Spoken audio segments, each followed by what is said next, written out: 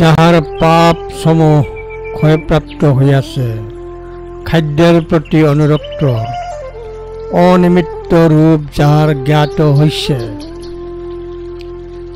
আকাশে পাশির গতিপথের মতো তাদের পদাঙ্ক নিরূপণ অসম্ভব।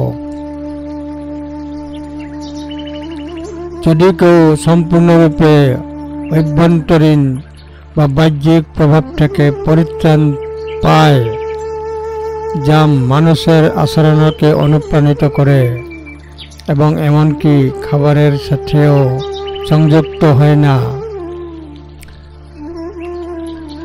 সেই ধরনের ব্যক্তি তার মনকে শূন্যতা, বস্তুহীনতা এবং চিন্তার স্বাধীনতার দিকে মনোনিবেশ করে।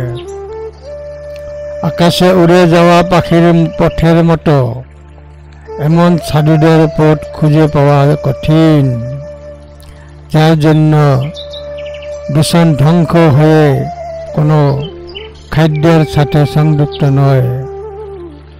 তার পরিসীমা রয়েছে নামহীন এবং নিখুঁত স্বাধীনতার শূন্যতাতে, যে পাখিরা মহাকাশে ডানা মেলে তাদের চলার সন্ধান করা কঠিন। ধম্মপদ 93। যস্যসবা পরীক্ষিণা আহারেশ অনিশ্চিত, শূন্যত অনিমিত্ত স বিমক্ষ যস্য গোচর, আকাশব শকুন্তানং পদং তস্য দুরন্নয়ং। ধম্মপদ 93।